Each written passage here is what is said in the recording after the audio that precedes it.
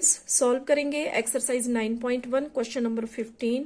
A straight highway leads to the foot of the tower. A man standing at the top of the tower observe a car at an angle of depression of 30 degree. यानी कि हमें एक highway, suppose करेंगे कि ये highway है और यहाँ पे फुट ऑफ द टावर यानी कि ये हो गया टावर। ठीक है, यहां पर कोई मैन ऑब्जर्व कर रहा है कार को यहां हाईवे पे, तो यहां एंगल ऑफ डिप्रेशन बन रहा है 30 डिग्री। तो एंगल यहां से बन रहा है तो हॉरिजेंटल लेवल हुआ ये, तो यहां 30 डिग्री बन रहा है। उसके बाद बोला है कि देखो which is approaching the foot of the tower with the uniform speed. ये इंपॉर्टेंट पॉइंट है, यूनिफॉर्म स्पीड से वो कार, इसको सी पॉइंट दे देते हैं, ये हो गया ए।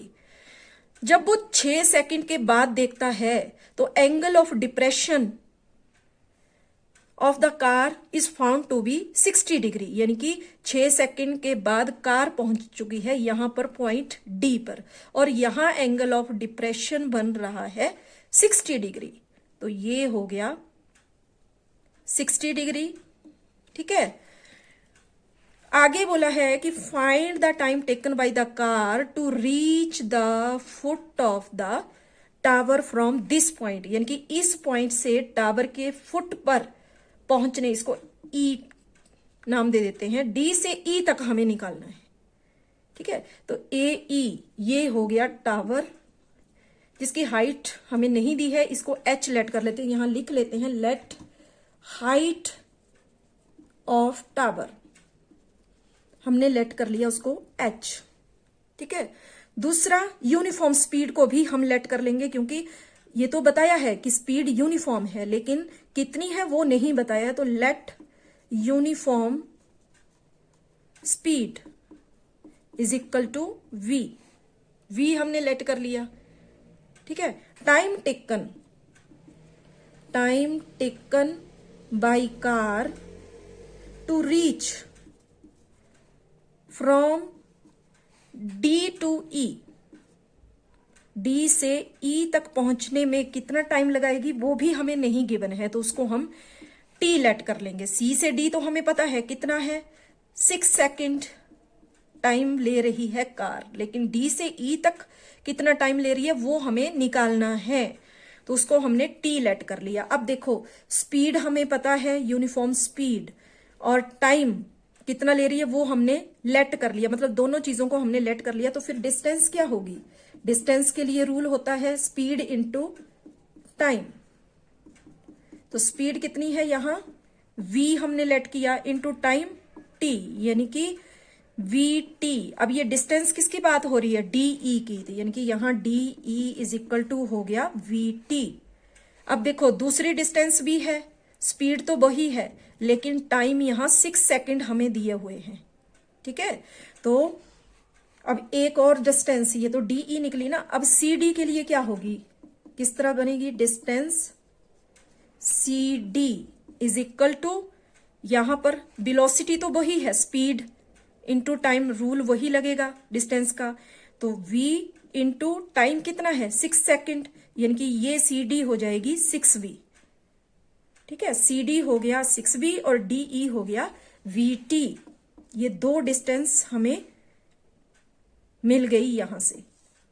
ठीक है, हमें निकालना है डी टू ई, तो इतना हमने कर लिया। अब उसके बाद देखो यहां पर कुछ कंस्ट्रक्शन करेंगे, क्योंकि हमारा एंगल ऑफ डिप्रेशन है यहां पर, यानी कि जितने ये टावर है ए ई, अगर हम इतना ही यहां ड्रॉ कर लें, क्योंकि हमने तो क्वेश्चन भी सॉल्व करना है, और इतना ही हम इस दूसरी ट्रायंगल के लिए यहां परपेंडिकुलर ड्रॉ कर लेते हैं। ठीक है, तो अब हम लेते हैं पहले 60 डिग्री के लिए ट्रायंगल, तो ये यहां इसको नाम दे देते हैं, एफ दे दिया इसको नाम। तो हम देखते हैं ट्रायंगल डी कौन सी जिसमें 60 डिग्री बन रहा है, ये वाला है ना वो, तो डी ए एफ यहां लिख लेते हैं, in triangle D A F. ठीक है, अब देखो इसमें क्या क्या चेंजेस आएंगे, यहां देखो डी ई किसके इक्वल है, एफ ए के, तो हम यहां लिख सकते हैं D E is equal to F ए।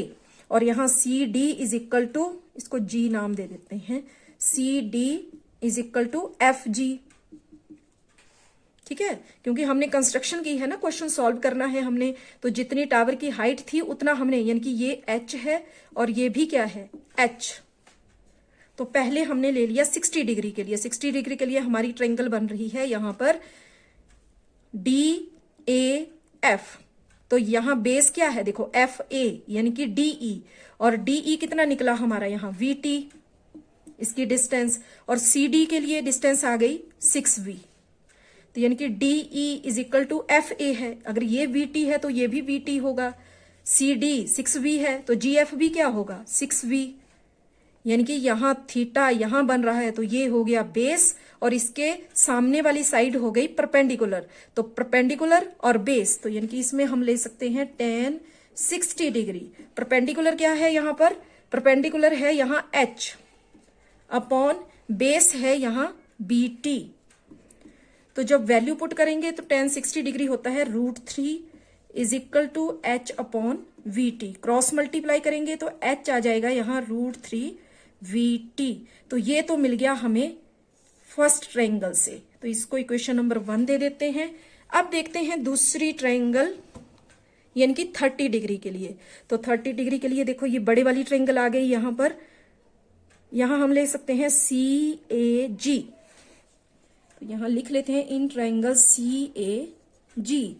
तो इसमें बेस क्या बना ए जी, और ए जी में क्या क्या आ रहा है यहां A G is equal to G F, या फिर ऐसे बोल सकते हैं G F plus F A, G F plus F A G हमारा इसके इक्वल हुआ, यानी कि बेस और हाइट, यानी कि ये इसका परपेंडिकुलर, टावर की हाइट जो है वो परपेंडिकुलर है। तो परपेंडिकुलर क्या हुआ यहाँ एच ही है, जितना यहां था इतना ही यहां होगा।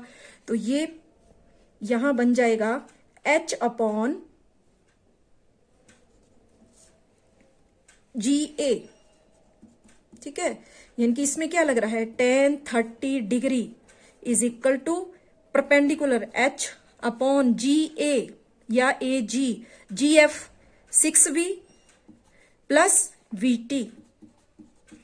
वैल्यू पुट करेंगे तो tan 30 डिग्री होता है 1 upon √3 is equal to h upon 6v plus V T. Cross multiply करेंगे यहां, तो क्रॉस मल्टीप्लाई करके हमें यहां मिल जाएगा 1 से मल्टीप्लाई किया 6v plus V T as it is equal to हो गया √3h।